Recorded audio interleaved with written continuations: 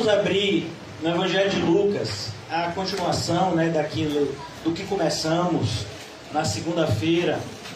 E hoje a gente vai falar um pouco sobre o perseverar em oração. Essa passagem aqui do Evangelho de Lucas, essa experiência de Zacarias com o anjo, ela é bastante rica, principalmente para nós, no nosso contexto atual, em relação ao nosso relacionamento, não somente com Deus, mas o nosso relacionamento com o mundo espiritual. Como a gente está se relacionando com o mundo espiritual? Quem aqui acredita que há poder na oração? Quem acredita? Amém. Então a gente não tem motivo para ficar preocupado com nada. Então a gente percebe que a nossa fé é um pouco falha nesse sentido. Eu vou fazer a exposição, irmãos, a partir do versículo 5. A gente parou no versículo 13 na segunda-feira, mas eu quero fazer a exposição a partir do 5 para que a gente possa trabalhar melhor o tema durante essa noite. Então aqui no Evangelho de Lucas, a partir desse versículo 5, Lucas vai começar a narrar como aconteceu o nascimento de João Batista. E o nascimento de João Batista, ele é anunciado 9 meses antes ao seu pai, que era um sacerdote e estava servindo no templo. E diz assim: existiu no tempo de Herodes, rei da Judéia, um sacerdote chamado Zacarias, da ordem de Abias, cuja mulher era das filhas de Arão. E seu nome era Isabel, e eram ambos justos perante Deus, andando sem repreensão em todos os mandamentos e preceitos do Senhor. E não tinham filhos, porque Isabel era estéril, e ambos eram avançados em idade. E aconteceu que, exercendo ele o sacerdócio diante de Deus, na ordem de sua turma, segundo o costume sacerdotal, coube-lhe em sorte entrar no templo do Senhor para oferecer incenso. E toda a multidão do povo estava fora, orando a hora do incenso. E um anjo do Senhor lhe apareceu, posto em pé, à direita do altar do incenso. Só até aí, vamos orar. Ó Senhor, nós queremos te agradecer por mais uma noite, nos reunir na tua casa, como uma família que somos em Cristo Jesus.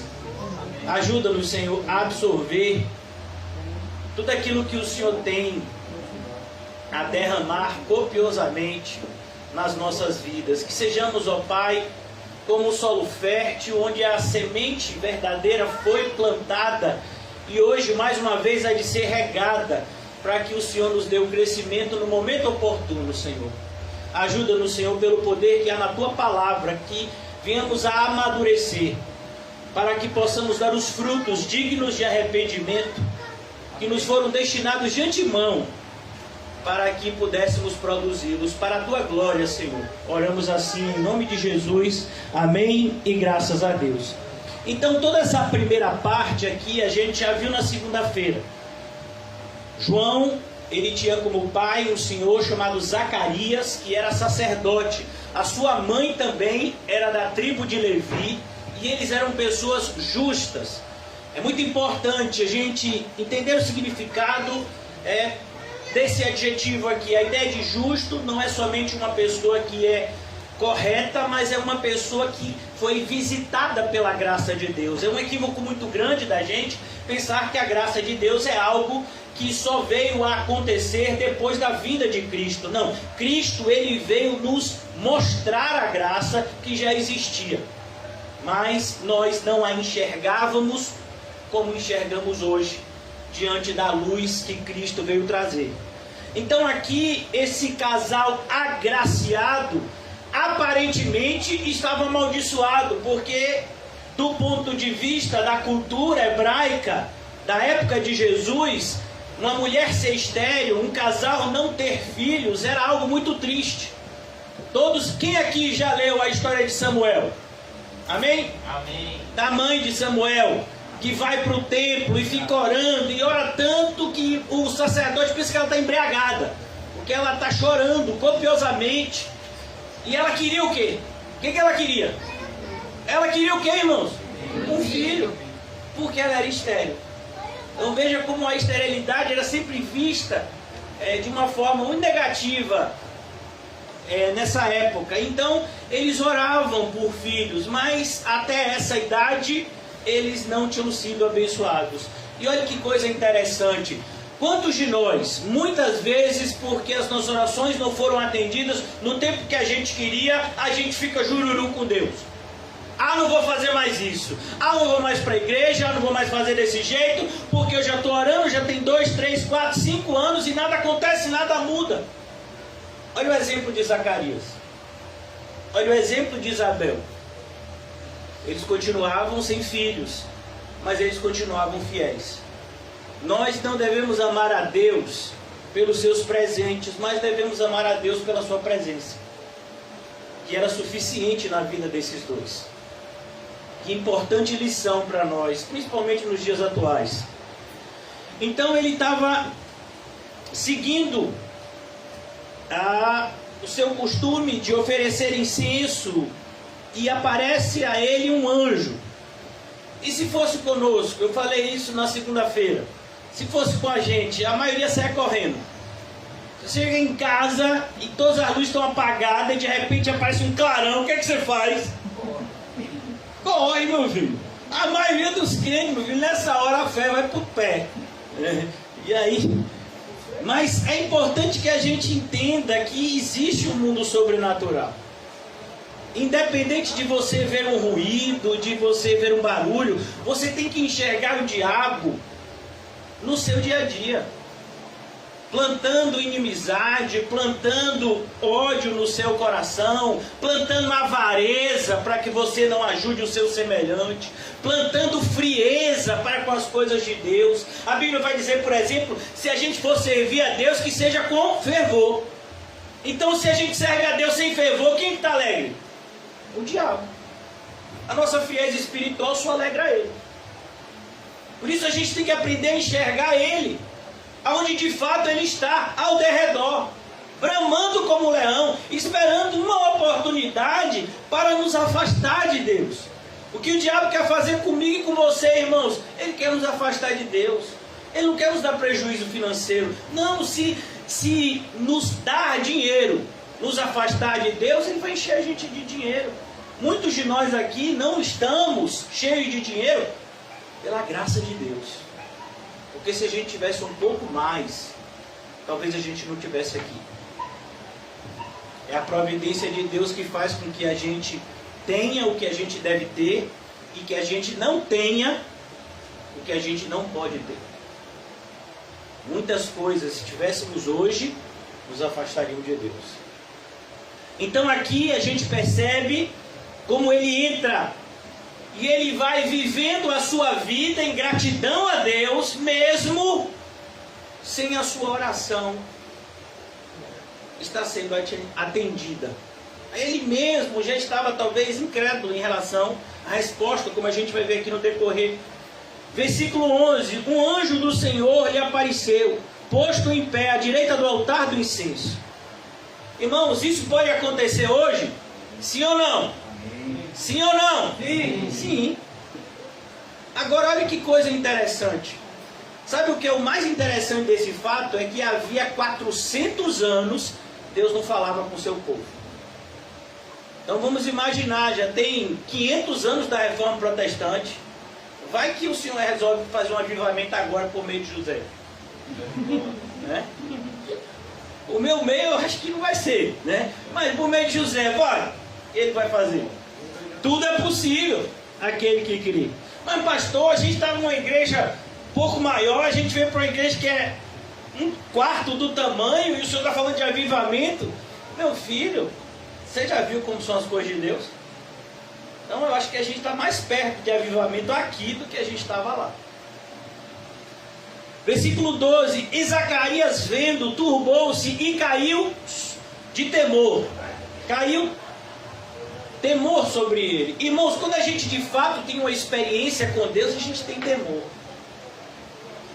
Durante muito tempo, eu frequentei igrejas pentecostais e as pessoas narravam experiências com Deus com zero temor. Ah, não, acordei hoje, o Espírito Santo bateu um papo comigo. Como foi?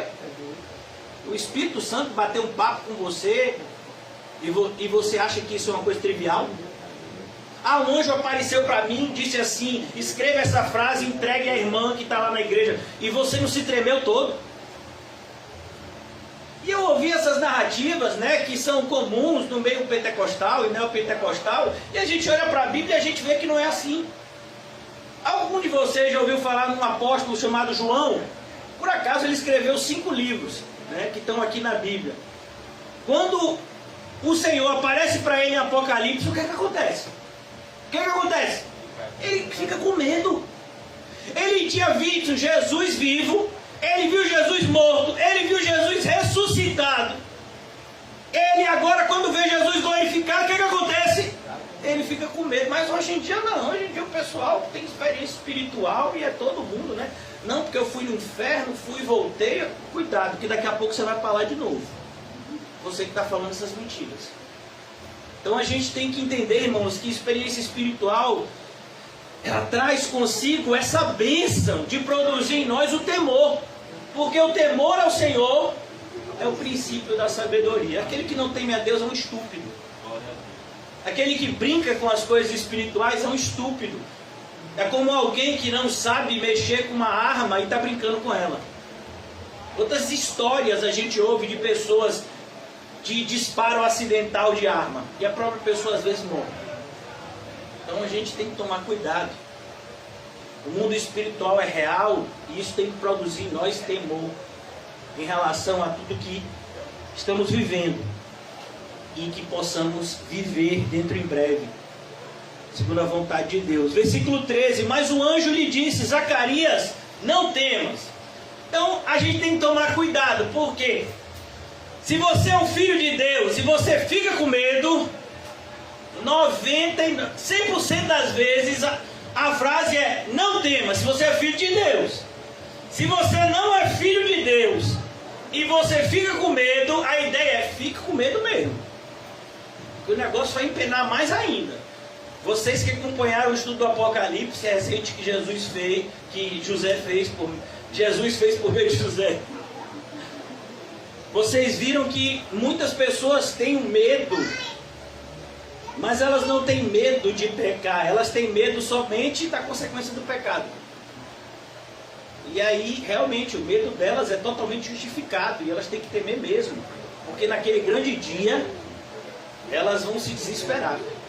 Jesus, inclusive, fala sobre isso, sobre o ter medo. Olha, não tema aquele que pode ferir o corpo.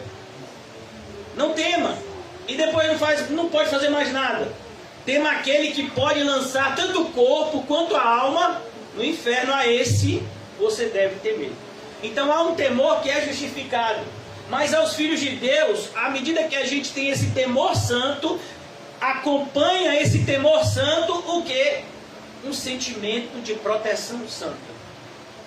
Eu tenho medo, porque eu sei que eu sou um pecador miserável e que Deus é um Deus santo.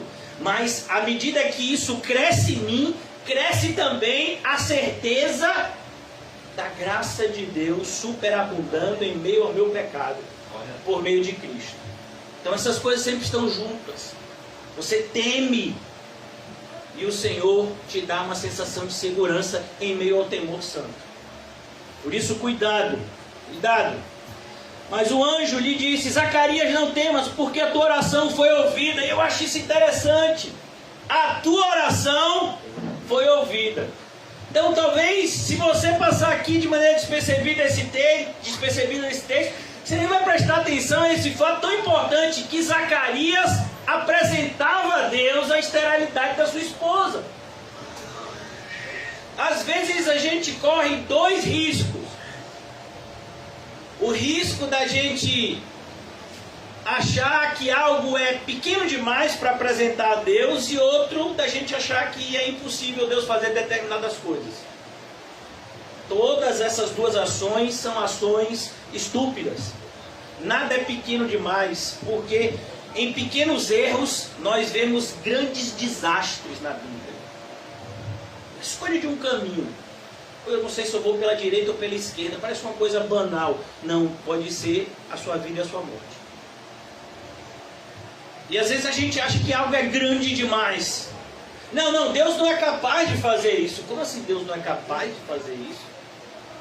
Deus não é capaz. Como, por exemplo, quando a filha de Jairo morreu. Então eles acreditavam que, enquanto ela estava doente, Jesus podia curar. Mas agora não, agora ela morreu, Jairo. E agora não dá mais para ele. A própria Marta e Maria cometeram esse erro. Não, Jesus, é porque assim, já tem 4 dias que Lázaro morreu. Se fosse no 3º dia, Jesus, eu acho até que dava para o Senhor ressuscitar ele, que eu sei que o Senhor já ressuscitou o filho da viúva de Naim, o Senhor já ressuscitou a filha de Jairo, mas assim, Lázaro já tem 4 dias que morreu, Jesus. Então, às vezes a gente cai nesse pecado também.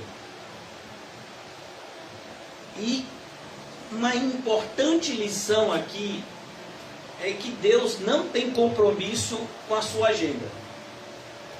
Nenhum. Senhor, eu preciso do meu milagre, preciso para essa semana.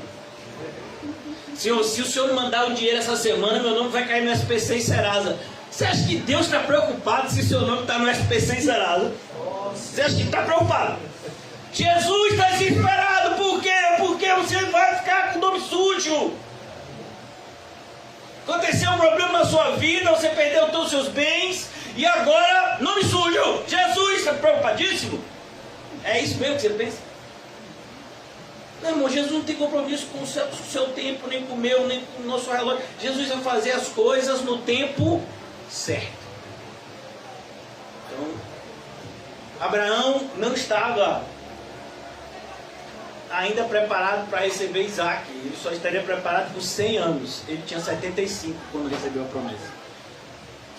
Isaac veio nascer quando ele tinha 100 anos. Quanto tempo você tem orado pela conversão dos seus entes queridos? Ah, pastor, tem 5 minutos. Já orei? Eu orei tem 5 minutos e nada. É absurdo isso, porque, olha, tudo bem, pastor, eu orava pouco, eu orava 1 minuto, 2, agora eu estou orando 5. E nada acontece. Eu estou orando 5 minutos, pastor, você já viu um negócio desse? E nada acontece. Não, eu conheço gente que ora 1, 2, não, Maria? Mais 5. E nada acontece. E, olha, pastor, já tem 30 dias que eu estou orando por isso. 30 dias. É mesmo, irmão. Você imagina que Zacarias estava orando por isso há quanto tempo? Ele já era idoso. Sua esposa também. Irmãos, nessa época deles, o filho vinha logo que se casava. Um ano depois já era esperado o filho. Tanto que tinha uma lei que a pessoa que se casava, ele tinha o direito de não ir à guerra. Por quê? Porque nesse período do seu casamento, né, o que a gente conhece talvez como lua de mel, uma lua de mel mais prolongada, ele namoraria com a sua esposa e deixaria um herdeiro antes de ir para a guerra, porque na guerra ele podia morrer. Então tinha até essa lei. Não, fulano casou, ele tentar no período que ele tem para poder depois ele ir para a guerra. Porque o filho era algo desejado, não somente do ponto de vista físico, mas também do ponto de vista espiritual, como uma bênção de Deus. E aqui, Zacarias não tinha filhos e ele orava. E ele diz: não temas, Zacarias, porque a tua oração foi ouvida. A tua oração foi ouvida. E Isabel, tua mulher, dará à luz a um filho. E lhe porás o nome de João. Eu acho bonito porque o Senhor, Ele não faz nada pela metade. Olha, é a sua mulher que vai ter filho. E você vai colocar o nome dele, João. Isso aqui já vai totalmente contra os costumes da época, porque o normal era o quê? Era você colocar o nome de algum parente. A gente vai ver isso quando vão circuncidar João. Oh, não, como assim João? Mas Isabel já recebeu esse aviso também. Como não tem confusão nas coisas de Deus? Isabel diz: não, é João o nome da criança. Mas como assim? Se ele não podia falar. Como foi que Isabel soube? Porque Deus é assim. Não temas, tua oração foi ouvida, Isabel, tua mulher dará à luz a um filho. E eu acho tão bonito que aqui a gente não vê ele cometendo o pecado que Abraão cometeu, por exemplo. Havia se passado mais de 10 anos, Sara não teve mulher, não teve filho, perdão. E aí o que foi que aconteceu? Abraão se relacionou com a sua escrava e nasceu Ismael. E todo conflito no Oriente Médio, hoje em dia, se deve a esse fato. Não sei se vocês sabiam. Imagine, uma desobediência de milhares de anos atrás tem conflitos até hoje. Os descendentes de Ismael brigando com os descendentes de Isaac. Por quê? Porque Abraão não esperou o tempo. E aqui a gente vê que ele espera. Percebeu porque aqui Lucas ele diz, eles eram justos perante a Deus.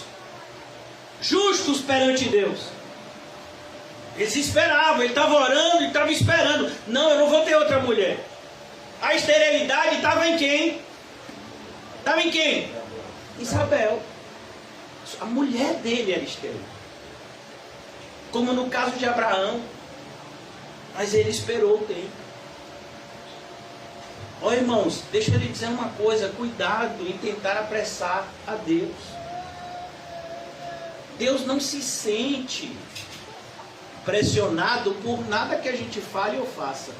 A gente já deve ter ouvido, né? Se vocês já frequentaram igrejas pentecostais ou igrejas assim triunfalistas, coisas como plante o seu milagre. Meu filho, você tem poder para isso. Então me ensine a receita. Ela tem que me ensinar na Bíblia, porque fora dela não vale. Plante o seu milagre. Não, meu filho, vai acontecer a vontade de Deus na hora que Deus determinou. E o nosso papel é o quê? Não atrapalhar. Não atrapalhe. Não atrapalhe. E olha que a gente nem isso consegue, a gente atrapalha. Mas o anjo lhe disse: Zacarias, não temas, porque a tua oração foi ouvida. E eu quero repetir isso. Quem aqui tem orado por uma coisa há mais de 5 anos? Quem aqui já desistiu de orar por essa coisa? E já voltou de novo? Você percebeu que eu não baixei minha mão? Por que a gente desiste? Ah, não vou mais orar por isso. Aí depois o próprio Deus... Por quê? Por que você não vai mais orar por isso?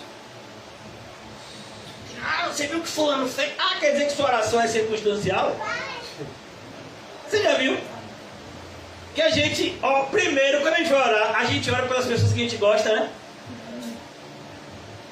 Qual foi a última vez que você orou por uma pessoa que lhe fez muito mal?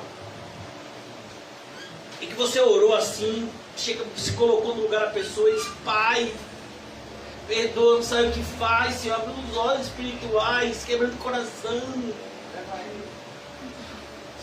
Machado da matança!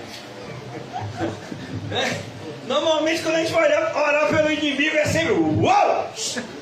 É pescoço voando, né não, filho?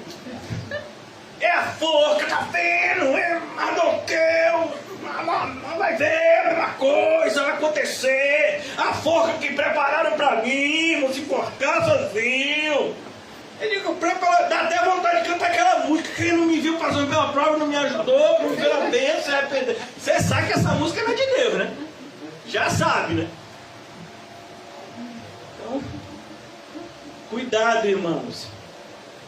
Você tem que continuar orando. Se alguma coisa, se o Espírito Santo de Deus coloca um desejo no nosso coração para orar por alguém ou por alguma coisa, se foi de fato o Espírito Santo de Deus colocou, esse desejo não pode ser tirado. É por isso que a gente tem que saber separar a vida emocional de vida espiritual. Embora muitas vezes essas duas andem juntas, mas a vida espiritual deve prevalecer no lugar da emocional.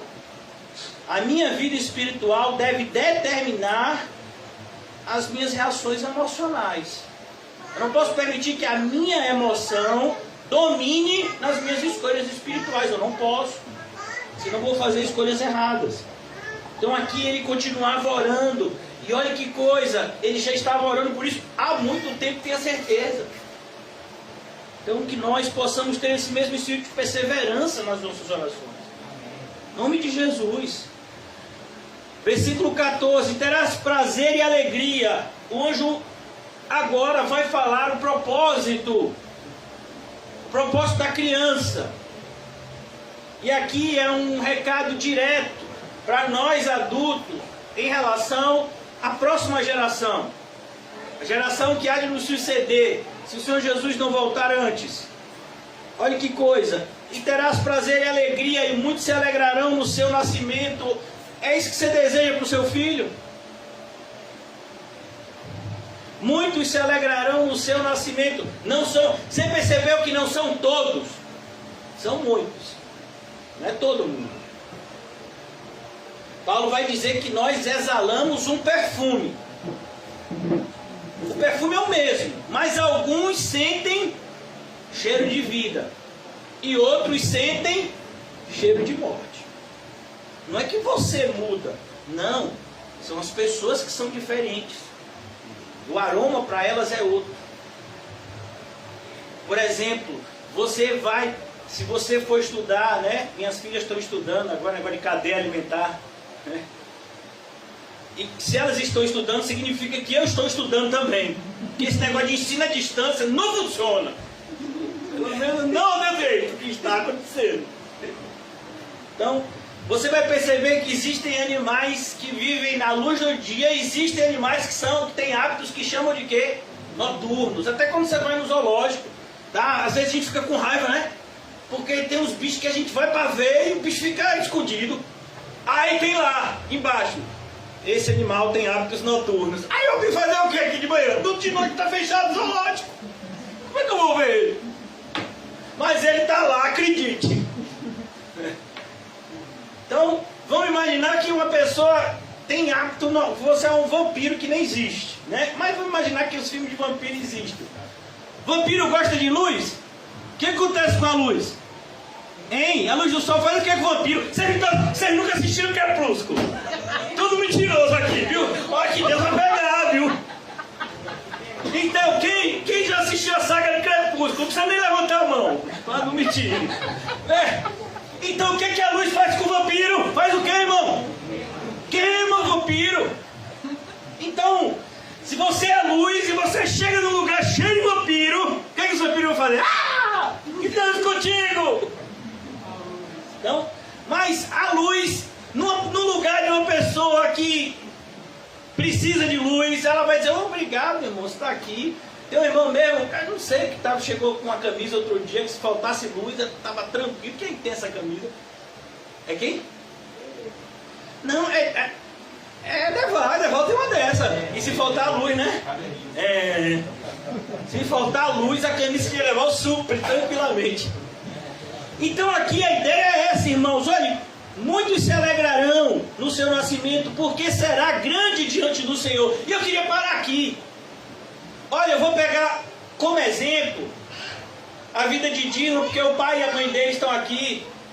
Então, quantos aqui, eu creio que todos nós oramos para que Dino tivesse a sua saúde restabelecida, e acreditamos fielmente que ele está curado pela graça de Deus e pela providência de usar a mão de médicos, mas é a graça de Deus, é o poder de Deus operando. Mas quer dizer que Dino, pronto, está salvo agora? Não. Tem toda uma vida pela frente, onde ele vai ter que lutar contra desafios enormes.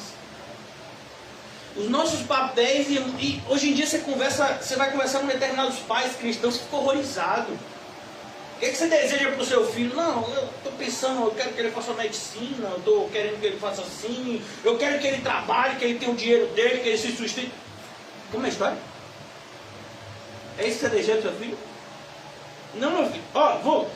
Vou lhe dizer bem fácil. O que você tem que desejar para o seu filho, para o seu sobrinho, para qualquer criança que você exerça influência? Porque será grande diante do Senhor. Você tem que orar para que ele seja grande diante do Senhor. E a certeza dessa profecia vem dos lábios de quem? Do próprio Jesus. Quando olhavam para João Batista decapitado, não, então eu acho que ele não era esse profeta tão poderoso, morreu jovem assim, nas mãos de um rei ímpio, Herodes. Jesus vem e diz, olha, cuidado que vocês falam de João, porque é o maior homem nascido de uma mulher. Quem? João? Aquele maluco, com roupa de couro, que comia gafanhoto nas vestes, maior homem nascido de uma mulher, é ele mesmo. Por quê? Porque ele foi cheio do Espírito Santo desde o ventre materno. Primeiro caso na história, e único, viu? Então que a gente saiba, irmãos, desejar coisas efetivamente boas para a próxima geração. O mundo não precisa de médicos, o mundo não precisa de advogados, o mundo não precisa de engenheiros, o mundo precisa de luz. E só quem tem essa luz são os cristãos. Jesus disse que nós somos a luz do mundo e o sal da terra. É isso que está faltando para o mundo. O mundo não falta médico não, irmão. Não falta. A gente viu agora profissional de saúde, não falta gente nessa área. No mundo falta crente. A gente viu agora, na pandemia, igrejas fechadas, cristãos trancados dentro de casa, praticando o cristianismo de maneira virtual, como se isso pudesse ocorrer. Cristianismo virtual, olha que loucura. Então cuidado, cuidado, porque o inimigo, ele tem como arma mais poderosa o engano. Cuidado. Capítulo 2 de 2 Tessalonicenses, o apóstolo Paulo nos adverte sobre o espírito do erro, que age justamente na vida daqueles que não têm prazer na verdade, antes se alegram na mentira. Aí então alguém vem e lhe diz, não, pai, fique em casa, seja um cristão virtual, é a mesma coisa do que um cristão na prática. É a mesma coisa. Aí você vai e acredita, por quê? Porque isso lhe é conveniente. A gente gosta daquilo que é conveniente para a gente. Por exemplo, se alguém chega para o irmão Paulo e diz, olha irmão Paulo, essa semana aqui na nossa casa só vai ter feijoada, algum problema? O irmão Paulo vai dizer, por mim não. Por mim nenhum problema. Porque ele ama feijoada. Se tiver feijoada todo dia para ele, é o ideal. Então, nós somos pessoas muito convenientes. Então, quando vem alguém e nos prega algo conveniente, a gente... Não, isso não faz sentido, gostei. Essa ideia é boa. Né? A Bíblia não faz sentido para o mundo. Então, João está recebendo agora a sua missão. Ele nem tinha ainda sido formado, mas já está sendo falado a respeito da sua missão. Será grande diante do Senhor, não beberá vinho, nem bebida forte. João não tem tempo a perder com as alegrias do mundo. A ideia é essa, ele não tem tempo a perder. Ele tem tempo a perder com o time de futebol. Ele tem tempo a perder com o negócio de economia, se está subindo ou descendo o preço do dólar. Não, o negócio de João é pregar. Ele é uma voz. João, o que é que você é? Você é uma pessoa. Não, eu sou uma voz que clama no deserto. Nesse sentido, irmãos, João deveria ser para nós um paradigma, um referencial. O apóstolo Paulo chega a dizer, se você é casado, viva como se não fosse. Porque a sua prioridade é Cristo. Se você tem filho, viva como se você não tivesse. Porque a sua prioridade é Cristo. Não, hoje em dia parece que Jesus é super compreensivo. Então a gente bota ele no último lugar e ele acha isso uma boa. Você acha mesmo? Sinceramente? Tem um aviso para aqueles que ele ama. Ou você seja quente ou você seja frio. Porque se você for morno, eu vou te vomitar da minha boca. E olha que Jesus fala isso no ambiente de amor. Eu disciplino todos quanto amo. É isso que ele diz a essa igreja, a igreja de Laodiceia. Ou seja, arrepende-te. Então aqui ele está mostrando o que de fato nós devemos buscar nessa vida. A gente tem que buscar ser grande diante do Senhor e não diante dos homens. O seu nome tem que ser conhecido no céu e não pelos homens. As pessoas estão buscando aplausos de homens, reconhecimento de pessoas. Não, quem tem que reconhecer se você é crente de verdade ou não é Deus. O que as pessoas falam por trás, na frente, do lado, em cima e embaixo, não diz respeito a gente. É o Senhor. Quando você chega de noite, você ora. É Ele que é importante. É a voz dEle que deve importar para você. Como Zacarias ouviu, você e eu devemos ouvir toda noite. Não temas, meu filho. Não temas, minha filha. Eu sei que estão falando aí não é verdade. Eu sei que você. É isso que deve importar para nós. E não o que as pessoas falam. A gente se preocupa tanto com o que os outros pensam da gente, que a gente se esquece de se ocupar com o que Deus está achando o nosso comportamento. Por isso ele diz, cuidado, ele será grande diante do Senhor, ele não beberá vinho nem bebida forte, avisa ele, cria ele dessa forma, entendendo que o mundo não é um parque de diversões, o mundo é um campo de batalha. Eu ensino isso para as minhas filhas, para o meu filho quando eu tenho oportunidade. O mundo não é um parque de diversões. Você não está aqui para se agradar.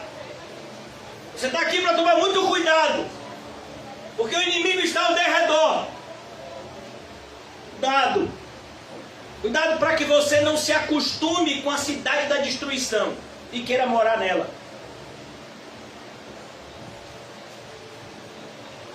Ele será grande diante do Senhor, ele não beberá vinho nem bebida forte. E será cheio do Espírito Santo, meu Deus. Como a gente tem que desejar isso para a próxima geração. Como é bonito a gente ver um adolescente, uma criança cheia do Espírito Santo. Hoje em dia as crianças estão tudo atrás de videogame, joguinho, celular, youtuber. Seguindo umas youtubers aí que só falam bobagem, é tanto lixo, é tanto conteúdo nojento na internet, que quando você encontra uma criança, um adolescente buscando as coisas do alto, é algo que emociona o coração de qualquer cristão. É uma pena, muitas vezes, que essas crianças, esses adolescentes não encontram em nós motivação. Vamos lá, vamos buscar as coisas de Deus. Não, aí tem pai e mãe que diz, você está ficando muito radical, acho que eu vou parar de frequentar aquela igreja. Ó José, é melhor você sair daquela igreja, o pastor não deixa você fazer faculdade. Eu vou tirar meu filho daquela igreja, que nada, daqui a pouco vai estar o Enem dele, e o pastor vai ficar parando essas coisas, vai que ele quer ser um missionário, não sei aonde, e eu investi tanto na educação dele ou dela. E agora, se ele desejar abandonar tudo para seguir as coisas de Deus, também não pode ser assim, né? Não pode ser assim. Tem que ser como? Você quer ver seu filho no inferno? Você quer ver seus netos no inferno? É isso que você quer? Onde você acha que foram os poderosos que morreram de Covid? Você acha que eles estão aonde agora? Me diga aí.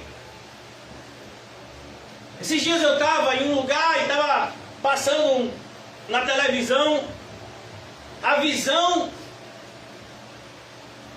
da morte segundo o Espiritismo. Eu falei assim, meu Deus do céu, tem gente que ainda cai nisso.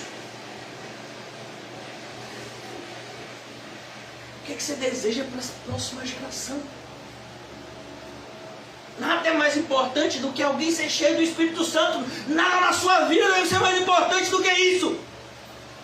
Se você tiver que abandonar tudo e entrar no meio do matagal e ficar lá 40 dias, fique. É melhor você ser chamado de fanático por essa geração do que você ser aplaudido por ela. No meio de uma geração reprovada como a nossa, eu não quero aplausos não. Cuidado, irmãos. A palavra de Deus é viva e real. Ele será grande diante do Senhor. Ele será cheio do Espírito Santo já desde o ventre da sua mãe. Desde o ventre. Mas isso nunca aconteceu. Mas ele tem poder para fazer acontecer. Olha como é importante pai, mãe. Uma vez me perguntaram, pastor, quando é que eu tenho que evangelizar meu filho? Eu digo, desde quando você recebeu o negócio lá de que você está grávida? Já começa a evangelizar ali, olha na barriga. Olha, você é pecador, viu? Você nem se iluda. Na barriga. Bota desenho bíblico para ele assistir. Nós estamos assistindo desenho bíblico, quem? Eu e o bebê. Tem que evangelizar, tem que crescer nesse tipo de ambiente. Agora não, as crianças muitas vezes, de 1 até 12 anos, não tem espaço na igreja. E você acha que o diabo não vai aproveitar isso? Você acha que o diabo não vai aproveitar esse espaço que você está dando para ele tomar conta dos seus filhos? Você já imaginou isso? O diabo tomando conta das crianças, porque é o que ele está fazendo. Se você deixa o seu filho, sua filha, o dia inteiro na frente de um computador ou de um celular, quem está tomando conta dele é o cão. E o seu papel? Uma vez eu fui matricular minhas filhas na escola, e aí eu tive um encontro com a diretora pedagógica. Ela me achou logo fanático. Eu gosto disso, né? E dizendo, porque aqui a gente educa as crianças assim, assim. Eu falei, olha minha senhora, quem educa as minhas filhas sou eu. Sou eu que educo elas.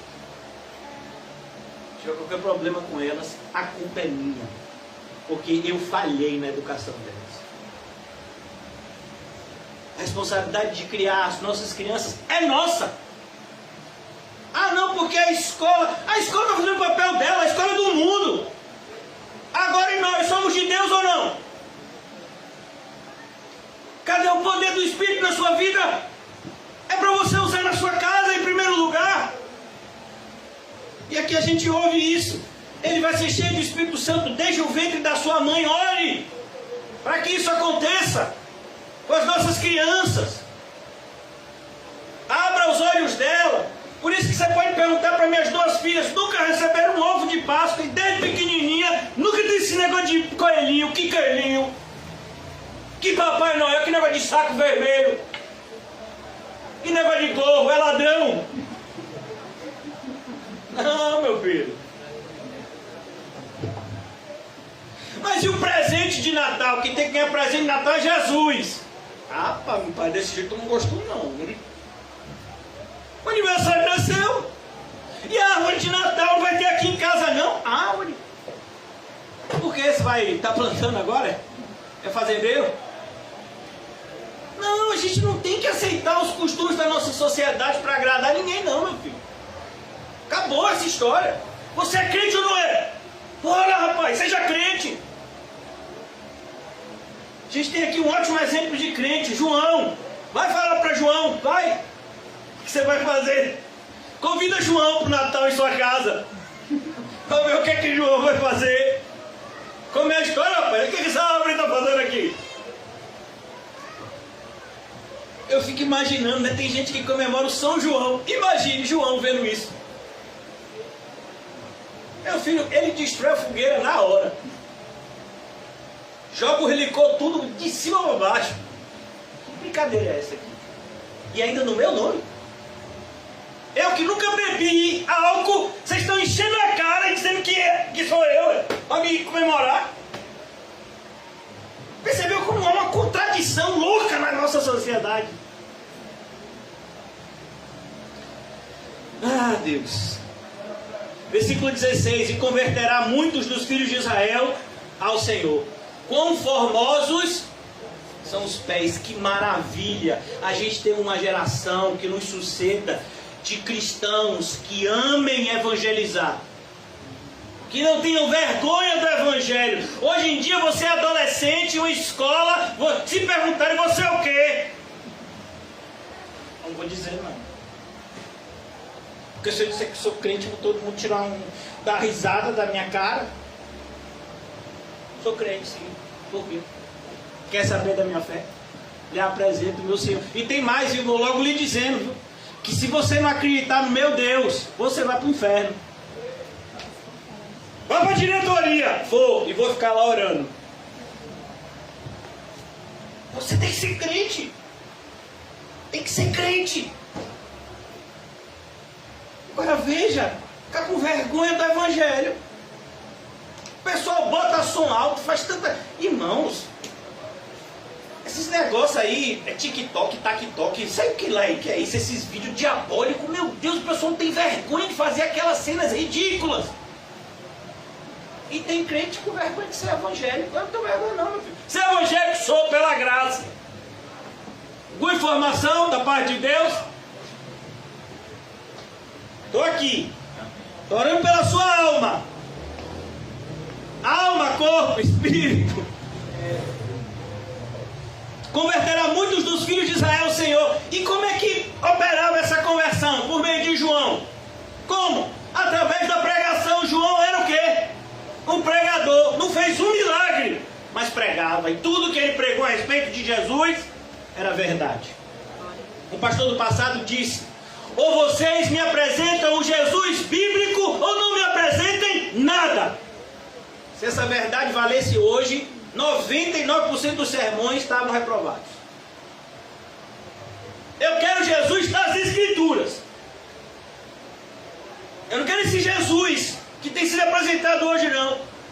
Esse Jesus universalista. Esse Jesus milagreiro. Esse Jesus que adivinha o futuro, mas que não tem poder sobre ele. Não quero esse Jesus, não. Eu quero das Escrituras. Senão você não me apresenta nada. João pregava o Jesus das Escrituras. Daí vinha o seu poder. Versículo de número 16. E converterá muitos dos filhos de Israel ao Senhor, seu Deus. Mas vem cá, irmãos, como é que você vai pregar aos outros Jesus, se você mesmo não segue a Jesus? Está percebendo essa contradição?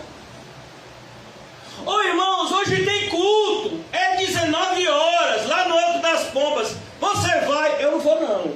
Mas se você quiser ir, eu te dou até o endereço. Só assim. É uma contradição, irmãos.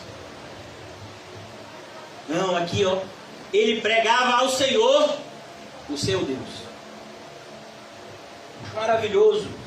Você vê um homem que foi tremendamente usado por Deus na sua geração. A gente já falou dele algumas vezes aqui, Charles Haddon Spurgeon. E ele começava a maior parte dos seus sermões de maneira igual. Eu quero falar com vocês essa noite acerca do meu Jesus. Porque você sabe que o Jesus que você ouve falar aqui, você não vai ouvir falar em muitas igrejas. Talvez você passe um ano inteiro em uma igreja e nem ouça o nome de Jesus.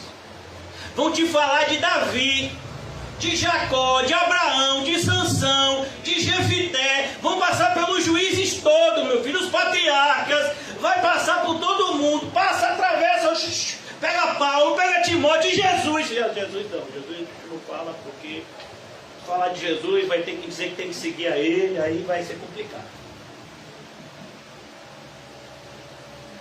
Não, ele pregava acerca do seu Deus. Seu Deus. Você não pode pregar se você não vive. Você não tem autoridade espiritual se você não vive aquilo que prega. É por isso que a igreja de hoje não tem poder espiritual. Ele não acredita, não vive. Não está exposto a suportar as consequências de ser um verdadeiro cristão.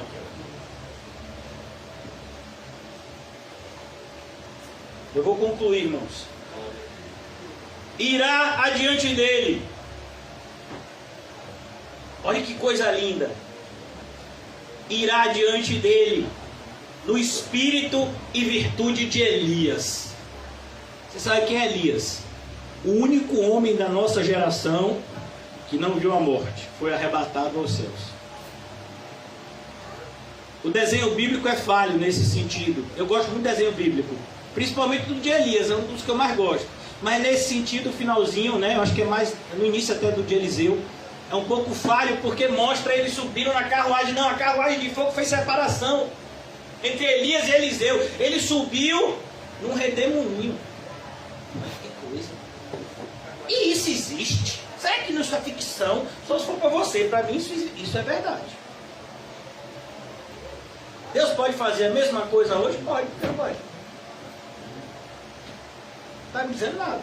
A incredulidade do mundo não tem que afetar a sua fé. Então aqui ele diz, você vai no Espírito e no poder. A palavra virtude aqui é a tradução da palavra dinamos, de dinamite. João era uma dinamite na mão de Deus. É igual a Elias, chega diante de Acabe, que era Acabe o rei. Todo mundo tinha medo do rei. Todo mundo, vírgula. Elias não. Elias chegou aqui, olha, o Deus que eu vivo na presença dele está dizendo, não vai chover, acabou. E tem mais, ainda vou destruir essas estátuas aqui na salinha. O desenho bíblico é assim, né? E quando ele chama os profetas no desafio lá no Monte Carmelo, não dá vontade de ser crente quando a gente vê aquela parte. Rapaz, dá vontade de ser crente. Senhor, ele faz uma oração pequenininha. Senhor, não dá vontade, irmão. Vamos lá. Vamos lá. Eu vou acabar lá, depois a gente continua no domingo, onde a gente parou.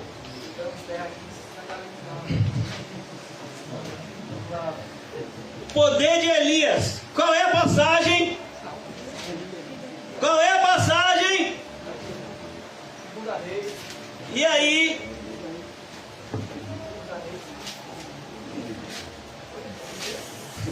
Primeira Reis. Primeira Reis 18, exatamente. Olha a oração de Elias. E nem vou falar dos profetas de Baal, que nem vale a pena. Mas olha a parte de Elias.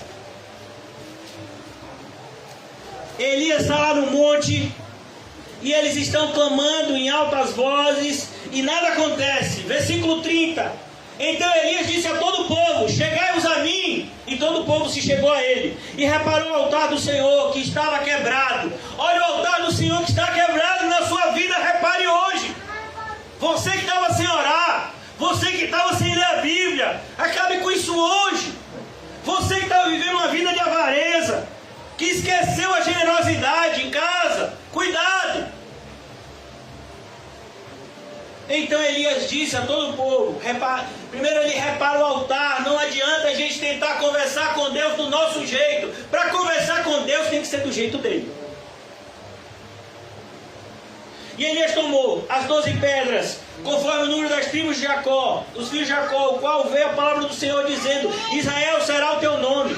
E com aquelas pedras edificou o altar em nome do Senhor. Depois fez um rego ao redor do altar, segundo a largura de 2 medidas de semente.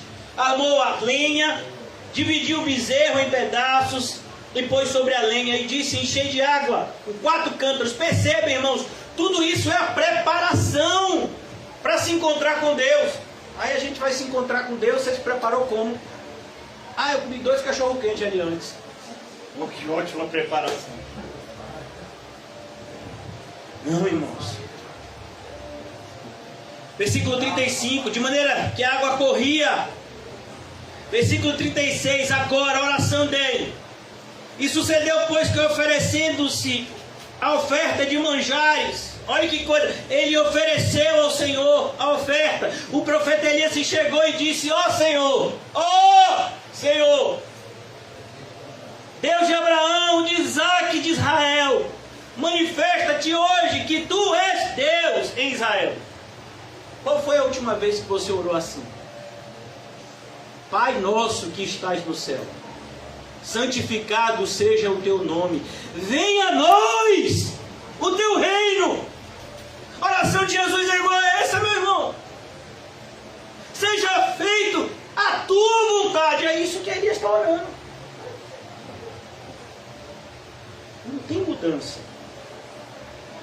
Olha que coisa linda, manifeste hoje que tu és Deus de Israel e que eu sou teu servo. Porque a essa altura estava todo mundo seguindo a Baal. Elias era um contraventor, perseguido pelo rei, perseguido pela rainha Jezabel. Ele era o motivo da maldição de Israel, que há 3 anos e meio não via chuvas. E o povo todo falava mal de Elias. E Elias disse: Senhor, mostra a todo mundo aqui que eu estou servindo ao Senhor. E que conforme a tua palavra fiz todas essas coisas. Todas as coisas eu fiz, Senhor, por causa da tua palavra. Que paz viver desse jeito. Que paz. Por isso que a Bíblia vai dizer que tem muito mais paz alguém que está numa casa pobre comendo um pão seco do que alguém milionário que está numa casa onde há contendas. Tem gente que acha que precisa de dinheiro e poder para ter paz. Não. Para ter paz, você tem que estar ao lado do príncipe da paz.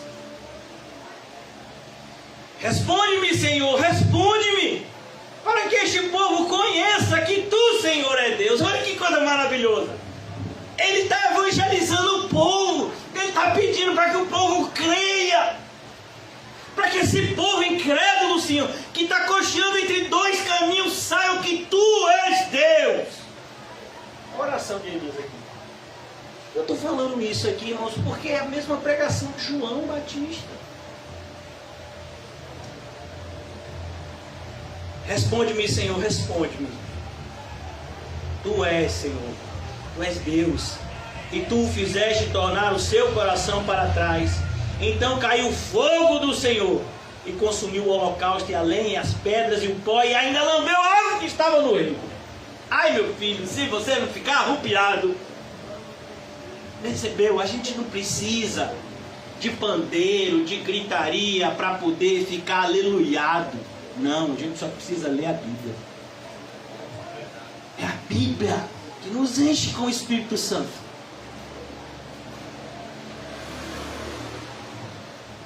Quero já fechar aqui a minha Bíblia hoje. Eu vou tentar aqui colocar um louvor.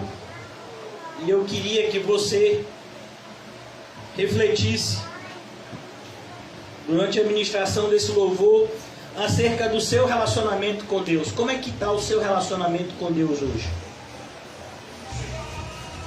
E se o seu relacionamento com Deus estava como a gente viu aqui, caído, ou como o reino lá de Judá, na época de João Batista, as pessoas estavam desviadas e João vem e começa a pregar: endireitai as suas veredas, façam caminhos retos para o Senhor. Que seja assim na noite de hoje, nas nossas vidas. O Senhor tem poder, irmãos, jamais se esqueça disso. Se hoje você é um crente, você é crente pelo poder de Deus.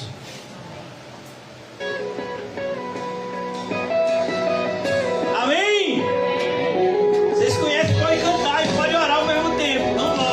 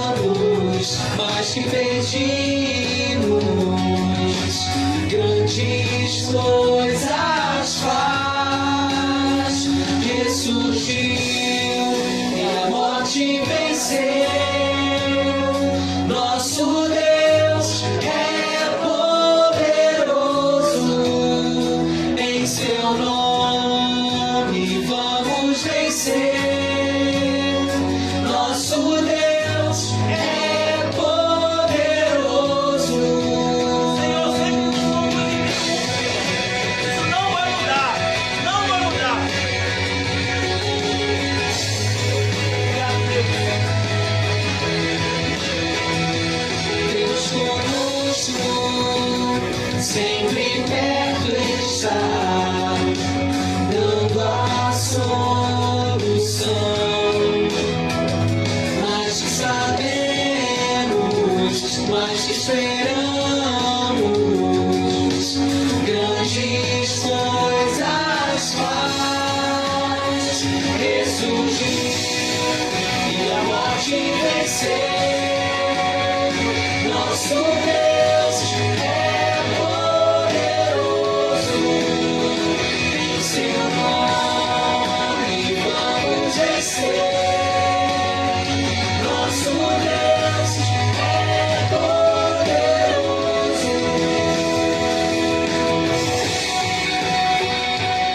Amém, irmãos? Ó Deus, obrigado, Senhor, por nessa noite nos juntar aqui para ouvir essas verdades benditas, que elas enchem a nossa alma, Senhor, purifiquem o nosso espírito, eleve o nosso pensamento ao alto, e é de onde virá o nosso socorro. O nosso socorro vem de onde sempre veio, do Senhor. Ajuda-nos, Senhor, a continuar crendo, independentemente das circunstâncias, Senhor, que nos cercam, que a nossa fé seja inabalável, pois é assim o nosso Deus. Abençoa a nossa pequena congregação, Senhor. Nos faz cada vez mais unidos em Cristo, pelo amor verdadeiro, Senhor, pela verdade que habita em nossos corações, pela fé. Ajuda-nos, Senhor, a sairmos daqui com essa convicção. Fomos visitados pelo Senhor e para sempre estaremos com Ele, aqui na terra, e mais ainda, quando os nossos dias findarem, estaremos com Ele para sempre no céu.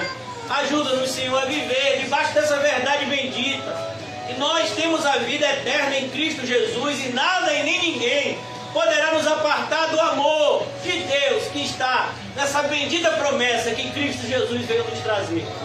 Abençoa-nos, Senhor, em Teu nome, e nos leva em paz a Tua glória, Senhor. Em nome de Jesus, amém, graças a Deus.